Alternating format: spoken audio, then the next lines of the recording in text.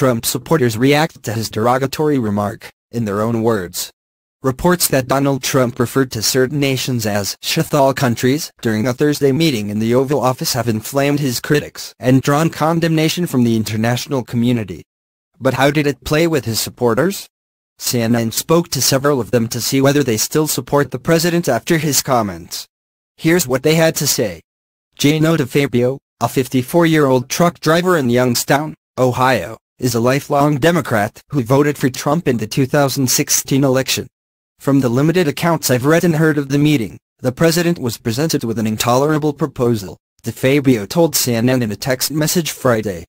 DeFabio also pointed out that Trump has expressed his desire to have a merit-based immigration system that benefits the United States, and Thursday's proposal certainly wasn't that.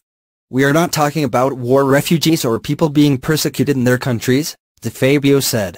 But ultimately, DeFabio doesn't believe the comment will hurt the president with his supporters. The language he reportedly used may make some cringe if true, he said, but in the grand scheme, it's not going to turn any supporter I know from him.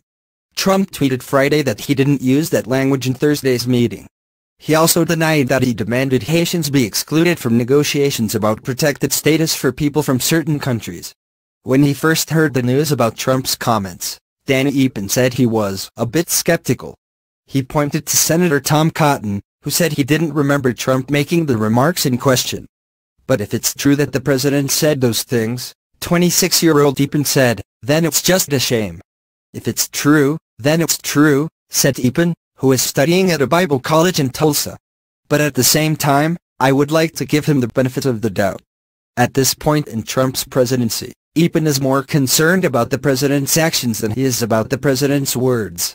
So far, he's doing a good job in terms of the economy, foreign policy, and so many things are changing and happening, Eapen told CNN. When asked whether Trump still had his support, Eapen said, 100%. Brian Welsh, 32, a business owner from South Carolina, told CNN he initially supported Trump because of his immigration policy, particularly regarding the border wall, which he believed could cut spending on border security. But how did Welsh feel after the president's comments on Thursday? He really shouldn't talk about people that way, said Welsh, a registered Republican. That's not nice. I stopped supporting him. He's let us down. Welsh believes the United States should help out other countries. I believed in him and his plan, Welsh said, but he's disappointing me. Wayne Liebnitsky, a Republican running for Florida's 9th congressional district, said he believes the president's shithole comments were probably taken out of context. It's like if someone tells a joke, one person might take it one way while someone else might take it another way, said Liebnitsky on Friday. He was outside the political rally held by Puerto Rican Governor Ricardo Rossello in Kissimmee, Florida, with a life-size effigy of the president. A lot of the things that are reported about him, whether bad or terrible, are probably taken out of context. When told that a U.S. senator who was in the room verified the reports of Trump's remarks, Liebnitsky said, if he said it, well, then he said it.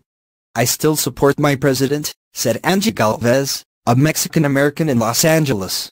However, Galvez does believe the president should have more filters because he represents the United States. We want him to look more professional, she said. Galvez also believed the president wasn't out of line for asking that Haitians be denied protective status. What has Haiti done for us? Galvez asked. What have they done to help themselves? Eric Johnson from Woodstock, Georgia, absolutely still supports the president, but admits Trump should be more sensitive and aware of how his comments make people feel. People will always forget about what you say, forget what you do, but never forget how you make them feel, Johnson said, paraphrasing author Maya Angelou. But, Johnson said, Trump is his choice to go out and fight and make changes. We said we needed a bulldog, someone who's going to fight for us, and he's our hired hand, Johnson told CNN.